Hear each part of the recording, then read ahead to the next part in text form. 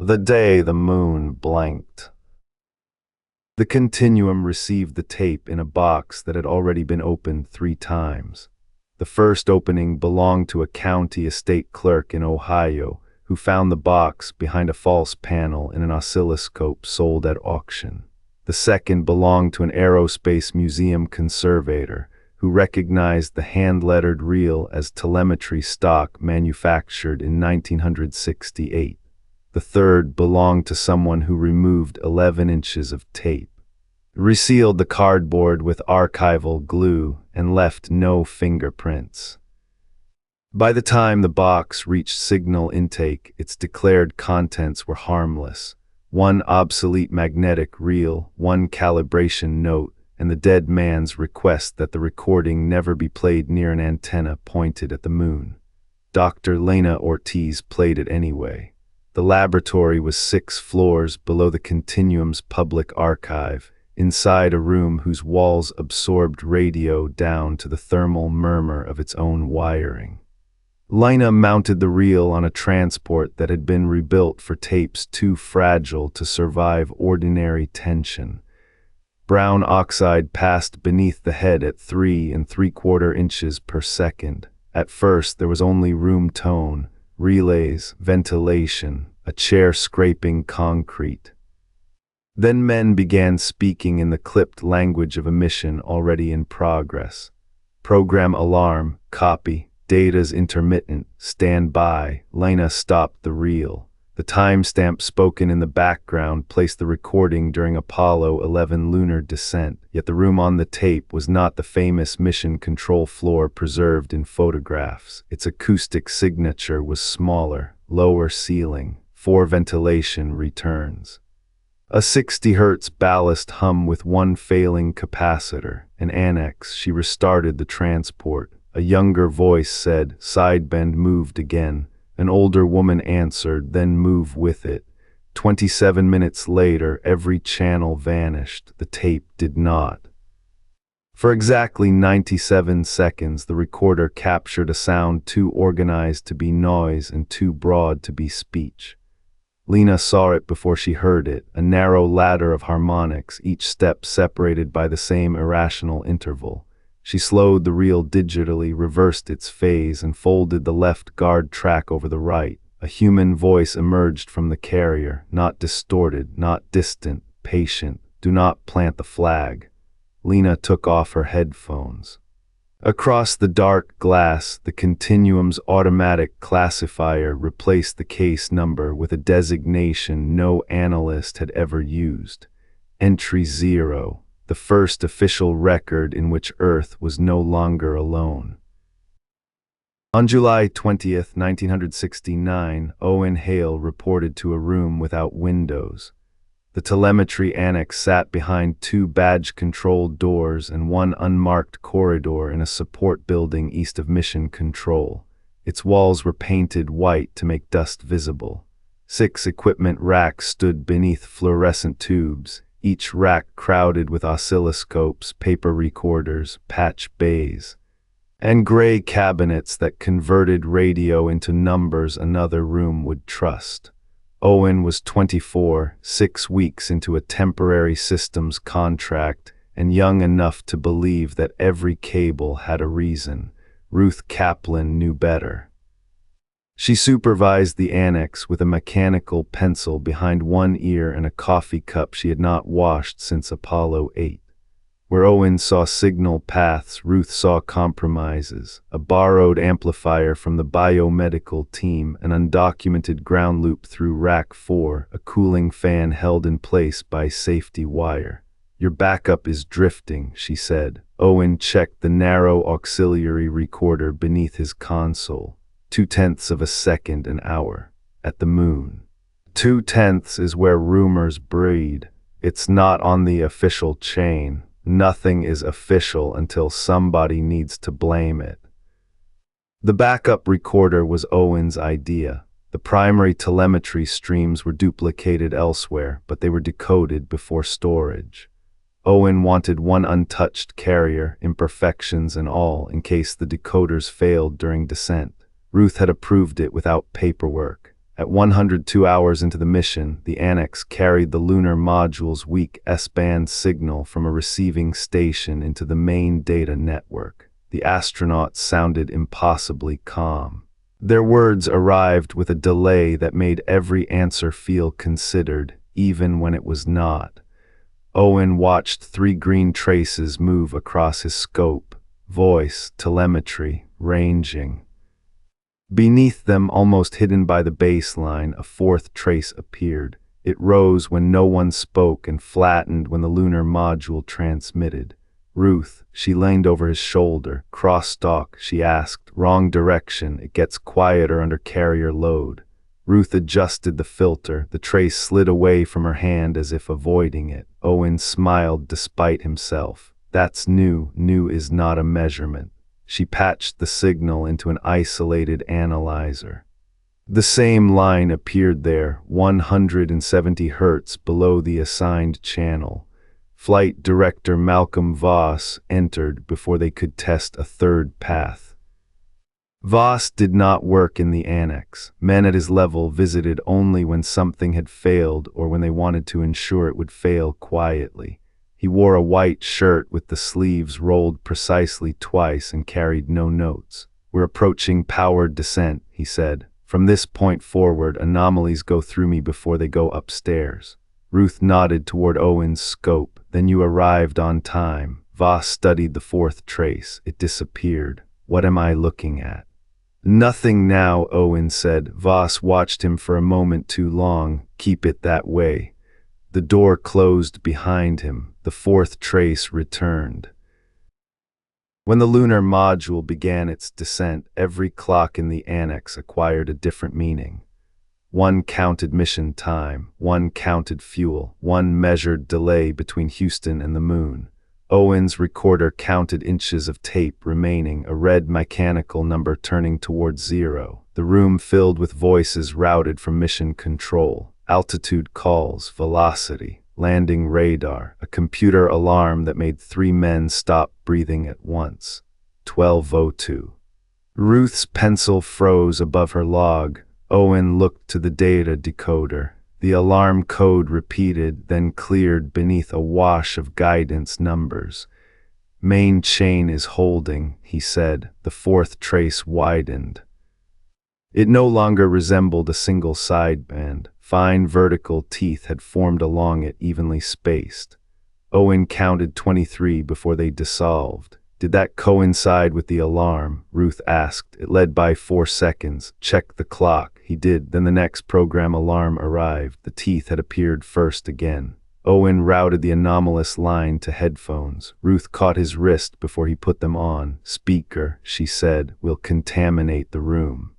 Then we all hear the same ghost. He opened the monitor at minimum volume. Static whispered through the Annex. Beneath it came a pulse like a fingertip drawn slowly across the teeth of a comb. Voss returned at the sound.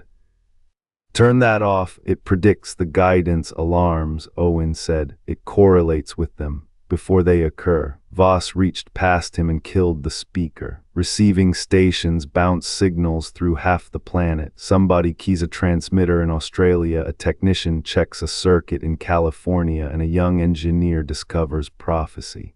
Ruth set her pencil down. "The line is phase-locked to the lunar carrier. Then it came from the spacecraft. Its Doppler is wrong." Owen said, "It isn't descending." The room changed around that sentence.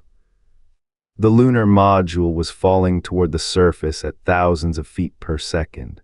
Every signal originating aboard it carried the motion. The anomalous line did not. It held the velocity of the moon itself. Voss looked at the scope again. This time the trace remained visible for him. "Documented as multipath," he said. "From what?" Owen asked. "The surface. Radio doesn't reflect from one fixed point while the source moves unless something at that point is transmitting." Voss leaned close enough that Owen smelled coffee and peppermint. "Today, Mr. Hale, the United States is landing 2 men on the moon. Your job is to preserve usable data. It is not to invent a 3rd participant." The sideband formed its teeth again. 4 seconds later, guidance reported a low fuel warning. No one in the annex called it coincidence. The blackout began with a blink. Every cathode ray tube in the annex contracted to a white dot. The dots held for half a second, then vanished. Paper recorders drew straight lines, the voice channel cut in the middle of a breath. Overhead lights remained on, but their ballast hum dropped by a fraction of a tone. Owen felt the change in his teeth. Main chain, Ruth asked. Gone. Station feed. Gone. Internal timing. Owen turned to the cesium reference monitor. Its digital display showed all 8s, then all 0s. Voss grabbed the red phone. Control Annex, confirm loss of signal. The phone returned his own voice, one syllable late. Across 6 racks, relays began opening in sequence. Click, click, click, not a power failure, a deliberate isolation moving from the external antenna path inward. Owen's auxiliary recorder kept turning. Its motor drew from a battery pack he had installed against procedure after a brownout test. The reels spun in the sudden quiet, absurdly loud. Ruth pointed. Mark time. Clock is dead. Use your pulse. Owen pressed 2 fingers to his neck and counted.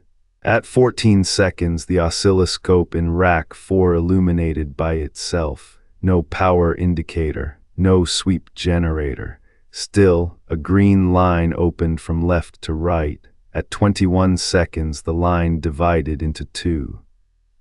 At 34, it drew a circle. At 55, the circle became a disc crossed by a narrow vertical stroke. The shape looked so simple Owen almost laughed. A flag. Are you recording this? Voss asked. Only audio carrier. There is no carrier. The recorder's level meters moved. Ruth pulled the monitor cable from its jack. The needles kept rising and falling. At 63 seconds, a low tone entered the room. Owen could not locate its source. It seemed to come from the metal cabinets themselves, each panel vibrating in sympathy. At 71 seconds, the tone acquired breath. At 80, consonants. Owen put on his headphones. Ruth said his name, but he could no longer hear her. The voice was close, dry, neither male nor female. It spoke English with the careful separation of a machine that had learned language from instructions.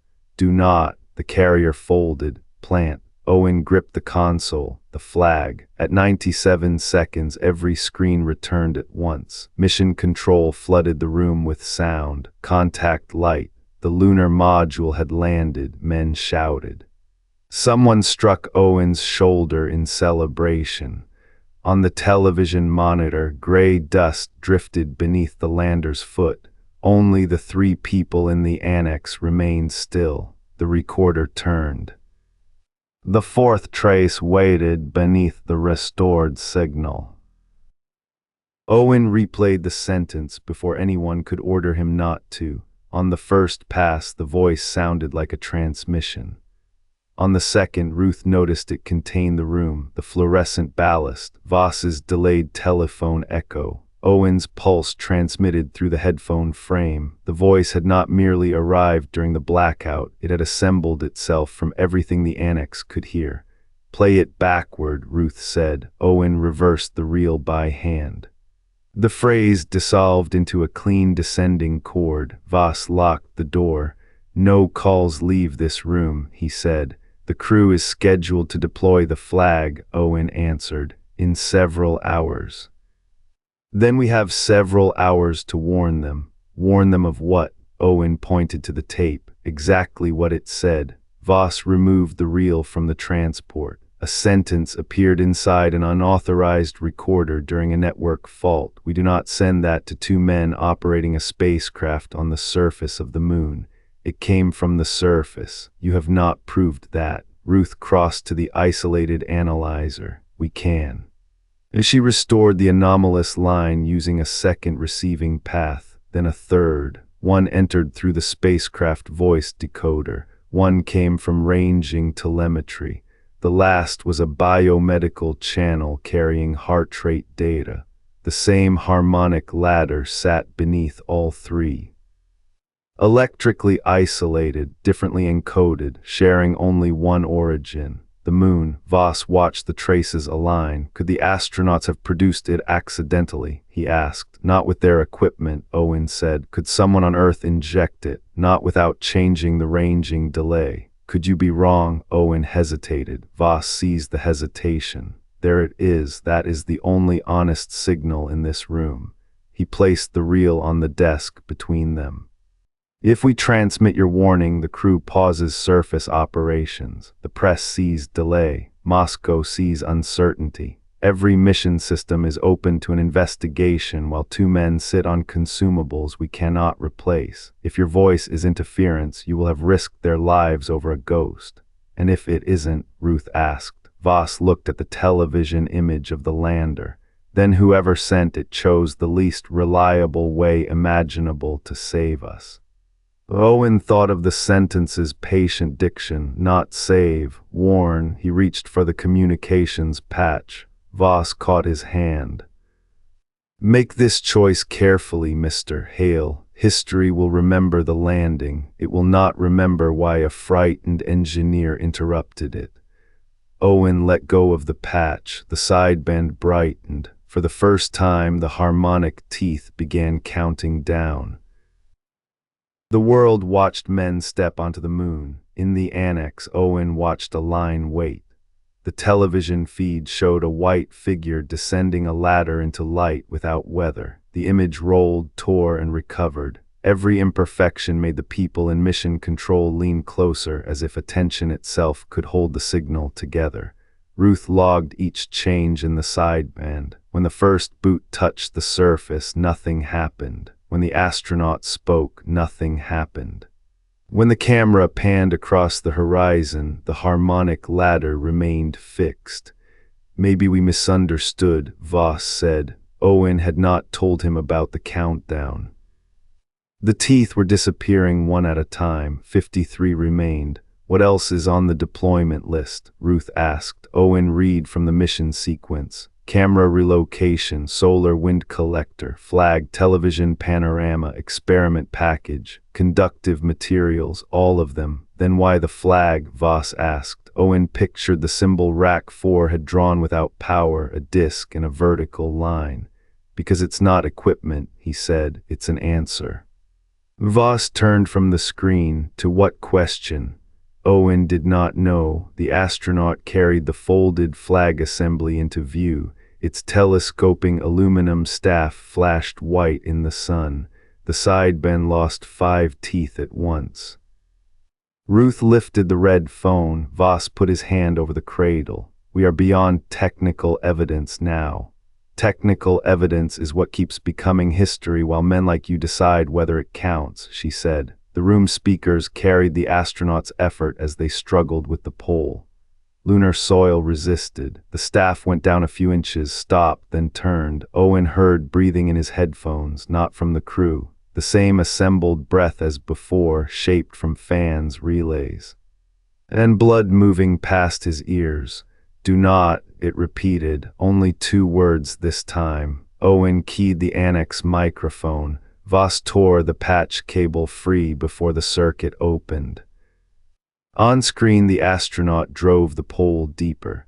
The last harmonic tooth vanished. Every scope in the annex displayed a vertical white line. For one impossible frame, the lunar horizon dimmed while the black sky grew pale. The moon had blinked. Then a pulse struck the receiving chain with enough energy to throw recorder needles against their stops. It did not arrive from Earth. It left the moon. The men who came for the tapes wore no uniforms. They entered 40 minutes after the flag deployment, carrying steel cases and a degaussing wand meant for classified memory cores. Voss admitted them without asking for credentials. One man photographed every rack. Another removed the paper logs. A third stood beside Owen's recorder and watched its reels turn down. Stop the machine, he said. Owen pressed the brake. Remove the reel. He obeyed. Is that the only raw copy? Owen looked at Ruth. Yes, she said. It was true at that moment. The men placed the reel, Ruth's logbook, and 3 analyzer traces into a case. Then they led everyone into the center of the room and activated the degaussing wand. The device produced no dramatic sound, only a thick electrical hum that rose and fell as the operator swept it past each recorder. Needles twitched, tape heads warmed, years of engineering passed into disorder. "What is the classification?" Ruth asked. The man with the camera said, "Signal integrity incident." "Whose authority?" "Mission continuity." Voss signed a form confirming that the anomaly had resulted from synchronized decoder instability during loss of signal.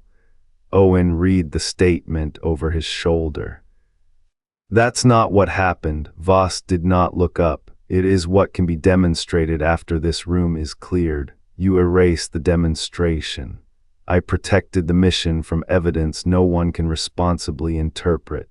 Ruth laughed without humor. "That sentence will outlive all of us." The cameraman placed a document before Owen. It required his signature beneath language about criminal disclosure, public panic, and foreign exploitation. "If I refuse?" Owen asked. "You won't work on another federal system. If I sign, you may not either." Owen signed. He hated himself for how easily the pen moved. After midnight, the annex emptied. Mission Control celebrated. Television anchors repeated words about a new age. Ruth returned alone and set an unlabeled reel on Owen's desk. "The backup had 2 outputs," she said. Owen stared at her. She pointed to the calibration recorder in rack 4, the obsolete oscilloscope beside it, and a patch cable hidden beneath the floor plate.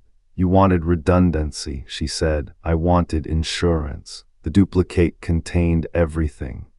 In the blackout, the voice, the pulse that left the moon after the flag touched soil. Outside, fireworks opened above Houston. Ruth handed Owen the reel. "They'll search my office first." "Why me?" "Because you still think truth is something a machine can keep." She looked toward the dead scopes. "Prove yourself right." Owen hid the reel inside the only instrument no one wanted. Rack 4's oscilloscope had failed during the blackout and been tagged for disposal. Its steel case was deep enough to hold the 7-inch tape behind the high-voltage cage. Owen disconnected the tube, wrapped the reel in antistatic cloth, and fastened it where a replacement transformer should have been. Then he did something Ruth had not asked him to do. He copied the outgoing lunar pulse onto the final 11 inches of a second strip and sealed it inside his wallet. The pulse looked simple on paper, 97 bursts spread across less than a second. But when Owen expanded the timing, each burst contained smaller intervals, and each interval divided again. A message inside a message inside a message, descending below the precision of the receiving equipment. "Where is it going?" Ruth asked. They stood in the equipment loading bay while fireworks reflected against the low clouds. The oscilloscope sat between them on a cart marked scrap. "Everywhere," Owen said. He had compared the pulse across 3 receiving stations. Its energy did not spread like an ordinary broadcast. The narrowest component pointed beyond Earth. Another entered the lunar surface. A third seemed to arrive back at the antenna before transmission. Ruth studied him. "That last one is impossible." So was the voice. The voice used our language. It used our room. Owen pushed the cart toward the loading door. Voss waited there. For a moment, no one moved. Voss looked at the condemned scope, then at Owen's hands. "The inventory says that unit was purged," he said. "It was, and it contains no mission media." "Correct." Voss stepped aside. Owen understood years later that this was not permission, it was delegation. Voss had chosen official ignorance and placed the cost of remembering on someone too young to recognize the sentence. "Mr. Hale," Voss said as Owen passed, "if that signal wanted to prevent the flag, it failed." Owen stopped. Maybe prevention wasn't the point. The loading door opened onto wet heat and distant celebration. Behind them, the annex clock recovered from the blackout. It jumped forward 97 seconds, paused, then began running normally. The Continuum later found that every timing record from the building had been corrected by hand, every record except the clock mechanism inside Rack 4. Its gears retained a microscopic scar where the second hand had moved backward. That scar became the first physical authentication of the tape. Owen kept the oscilloscope for 53 years. It followed him from Houston to Huntsville, from a rented duplex to a house with pecan trees, from a working engineer's garage to an old man's basement. He never repaired it. Repair would have required opening the case, and opening the case would have required deciding what the tape was for. He listened only 4 times. The first was in 1972, after the final Apollo mission left the moon. He wanted to know whether the voice had returned. On the tape's guard track beneath the 1969 pulse, he found 6 faint echoes, 1 for each crewed landing. The second was in 1994 when Clementine mapped the lunar poles. Another echo had appeared although the tape had remained sealed. The oxide now contained a pulse recorded 25 years after manufacture. Owen drove to Ruth's house that night. She had left aerospace and taught signal theory at a community college. Her hands shook when she threaded the reel, but not when she heard the new mark. "The tape is an antenna," she said, "inside a steel case. Then it isn't receiving energy, it's receiving state." From what? Ruth looked toward the moon above her kitchen window. From the thing that knows this tape exists. The third listening came in 2009 after a lunar impact experiment struck a crater near the South Pole. The echo was stronger. Embedded in it were coordinates that did not point to the impact site. They pointed outward into empty sky. Owen mailed copies of the numbers to 3 observatories under false names. 2 were returned. The third vanished. 6 months later, Voss called him. They had not spoken since 1969. "You kept it," Voss said. Owen did not ask how he knew. "You let me. I let uncertainty survive. That was different. The signal is changing. Everything changes when observed long enough. Did you ever learn what it meant?" Voss was quiet. "I learned why institutions erase impossible evidence," he said. "Not because they are certain it is false, because they cannot survive being responsible for what happens if it is true."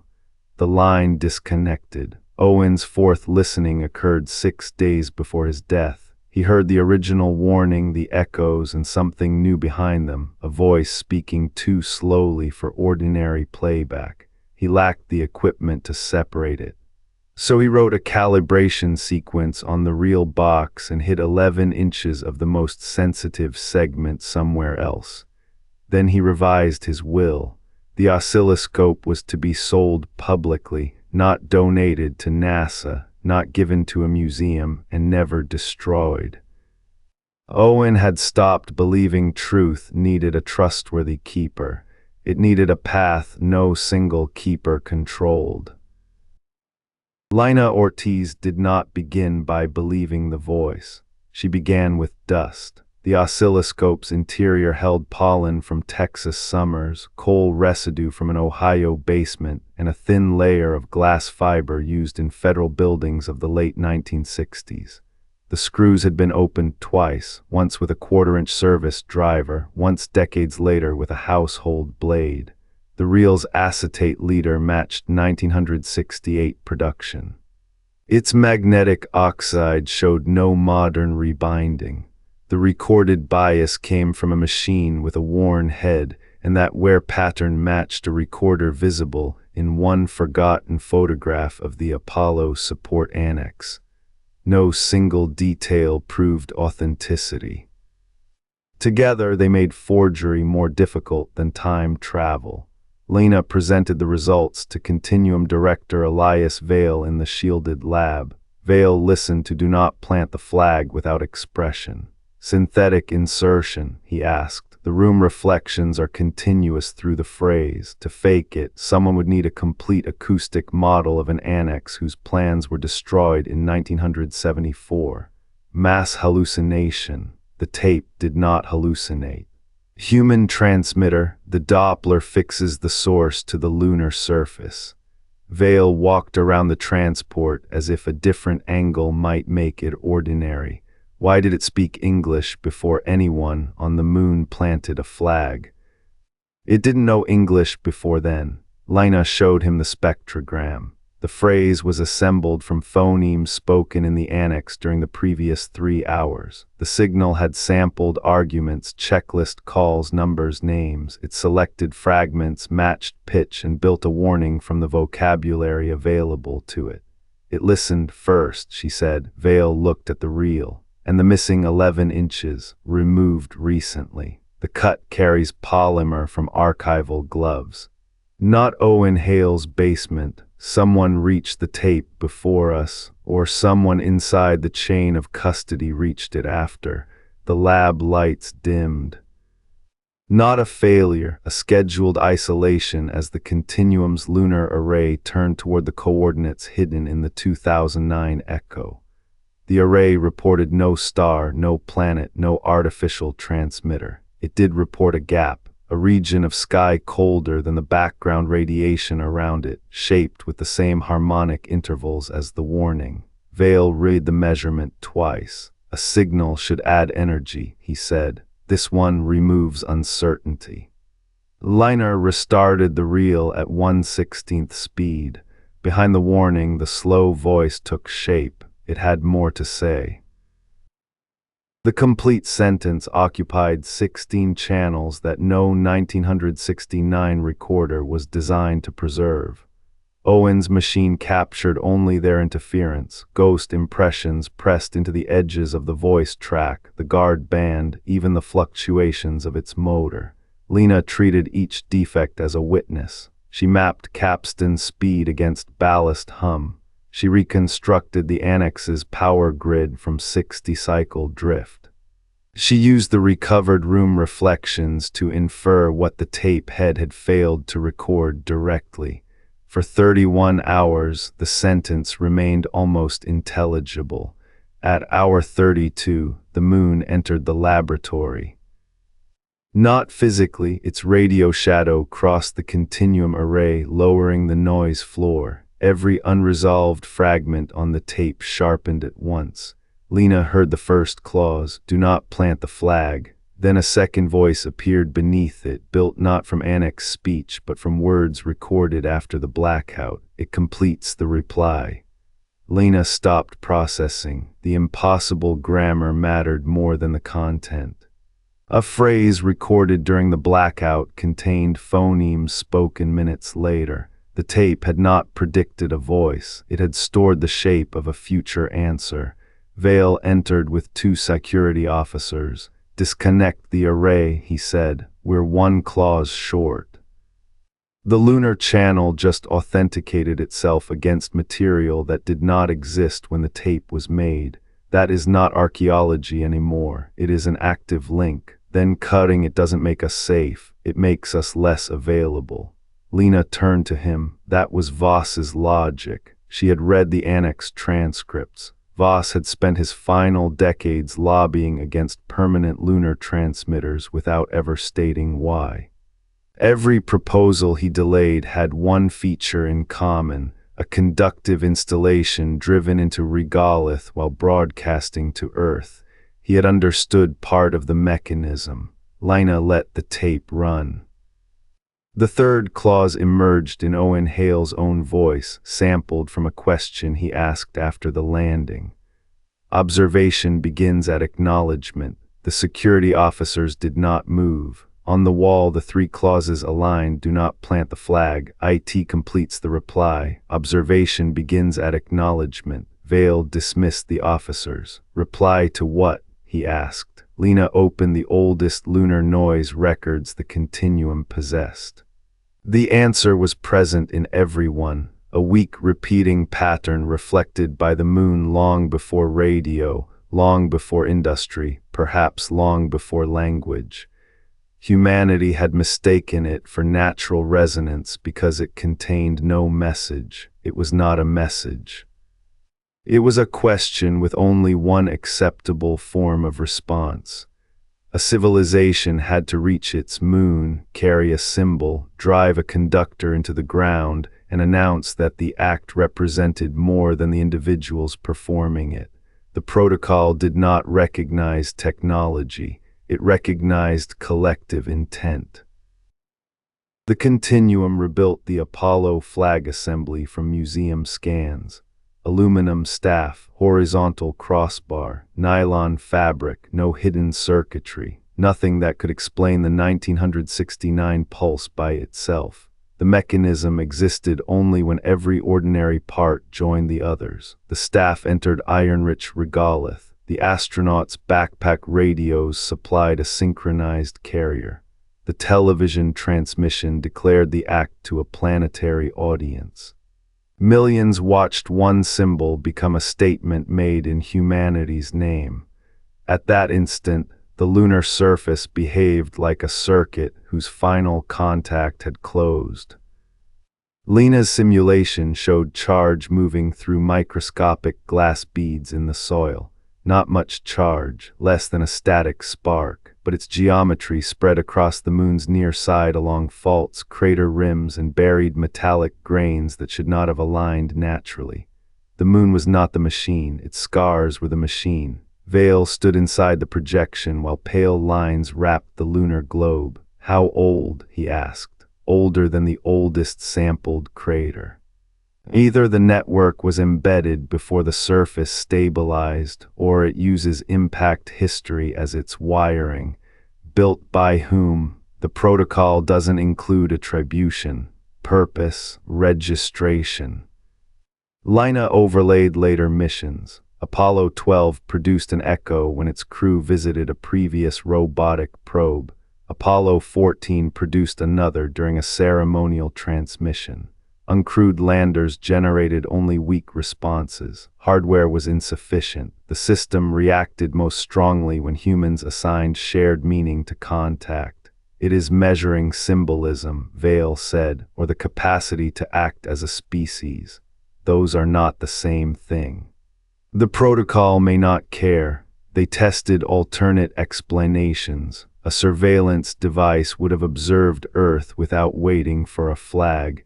A defense system would have reacted to rockets, weapons, or nuclear tests. A beacon would have transmitted openly. The lunar network did none of those things. It waited for acknowledgement. The missing 11 inches of tape became critical. Owen had isolated the outgoing pulse there, perhaps because it contained the destination map. Without it, the Continuum could see where echoes returned from but not where the original registration had gone. Lena examined the cuts under magnification. The person who removed the segment had left one strand trapped beneath the real flange. 4 millimeters of oxide carrying less than 1,000th of a second. She amplified it. The fragment contained a coordinate transform, not positions in space, delays.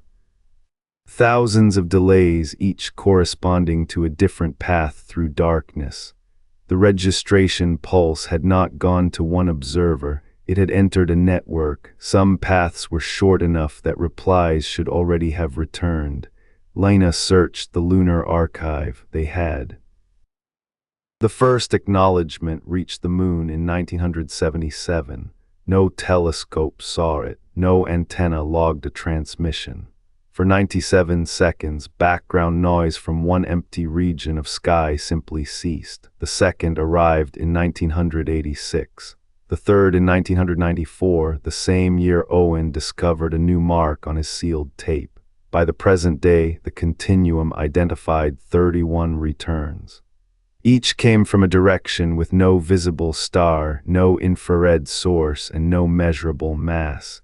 The observers were either hidden with impossible precision or no longer located where their acknowledgments began. Lena plotted the delays. They formed a sequence, not random responses. Roll call. The moon's outgoing pulse had announced Earth to stations distributed across distances measured in decades and centuries. Each station answered when the registration reached it. The answer carried no greeting, image, or mathematical proof, only a change in status, unobserved, pending, registered. Vale read the translated states in silence. How do you translate a signal with no content? By what it changes, Lina said, before 1969. The lunar network reflected the same pattern toward Earth. After the flag, each return altered one interval. The changes accumulated like check marks in a ledger. Registered for what? The tape doesn't say. Can we withdraw? The tape doesn't say. Can we stop the remaining acknowledgments? They are already traveling. Vale turned toward the live lunar feed. Then publication gives us panic without agency. Suppression gives us ignorance without safety. You think people will hear observation protocol and behave rationally? No, I think institutions will hear it and build in secret. Nations will compete to signal the observers first. Companies will sell protection from criteria no one understands. Silence doesn't prevent that, it concentrates the advantage. Vale brought up the Continuum's containment charter. It authorized him to seal active signals capable of changing observer behavior. This record changed Owen Hale's entire life, he said. It changed Voss, it changed Ruth Kaplan. Evidence has effects, so does erasure. Lina placed the original reel in a passive archive case and disconnected it from every processor. The lab speakers came alive anyway. Owen's voice, old now, emerged from a segment they had never played. If you found this, he said, then somebody decided the truth was safe because it was late. Tape hiss filled the pause. It isn't late, that's what I got wrong. The lunar display blinked. One final acknowledgement entered the network, stronger than all previous returns combined. For less than a second, every continuum sensor pointed at Earth rather than away from it. Humanity had spent generations searching the sky for someone to notice. The record showed that someone had, in 1969. The Continuum did not publish the tape. It did not erase it either. Lina created entry 0 as a distributed record, copied into archives that no single director, nation, or future institution could close. Most copies contained only provenance and checksum. A smaller number held the restored warning. 3 contained the full observer map. No keeper knew where all 3 were stored. Vale signed the release architecture without calling it approval. You have made secrecy impossible, he said. No, Lina answered. I made erasure expensive. The public archive received a shorter entry, an Apollo-era telemetry anomaly, 97 seconds of disputed signal, unresolved origin. Enough truth to establish the question, not enough to turn the observer network into a target. It was a compromise Owen would have disliked and Ruth might have recognized. The moon remained unchanged. People crossed its surface again. New flags stood beside old ones. Habitats spread under regolith. Antennas listened from the far side where Earth could not contaminate the dark. None found a chamber, machine, or buried transmitter. The network was not under the moon. It was the relationship between the moon and any civilization capable of reaching it. That distinction changed the Continuum's question. Engineers had searched for hidden machinery because machinery could be mapped, isolated, and perhaps switched off. A relationship offered no such comfort. Every anniversary broadcast, every museum replica, every child who learned what the flag represented renewed the collective meaning that had closed the circuit. Humanity was not merely registered by one act in 1969. It kept authenticating the signature by remembering it. Once each year, at the exact mission second when the Apollo flag entered the soil, the far side noise floor vanished. 97 seconds. During the first annual silence after entry 0, Lena listened from the same shielded laboratory where she had restored Owen's tape. At 21 seconds, the monitors drew a circle. At 34, a vertical line crossed it. At 55, the image widened into Earth seen from beyond the lunar orbit. At 71, points of darkness appeared around the planet. 31 at first, then hundreds. They were not objects, they were absences. Locations where the universe's ordinary noise had been deliberately removed. At 80 seconds, a counter appeared. The continuum could not determine its unit. It did not match years, lunar cycles, atomic intervals, or any known orbital period. On Owen's original tape, the counter had increased after each acknowledgement. Now it decreased. Vale stood behind Lena as the final digits changed. "Is it counting down to contact?" he asked. "We don't know." "Evaluation?" "We don't know." "Failure?" Lena thought of a young engineer in a white room, warned by a voice that had only borrowed enough language to be misunderstood. She thought of a flag becoming a circuit because millions of people agreed it meant all of them. Maybe it is counting down to our next reply.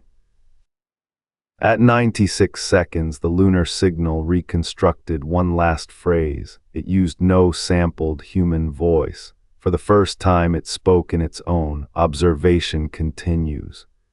At 97 seconds, the moon returned to ordinary silence. The points around Earth remained. Continuum classification, entry 0. Civilization status registered. Observer intent unknown. The Apollo flag still stands where humanity placed it, not as a claim, as a signature.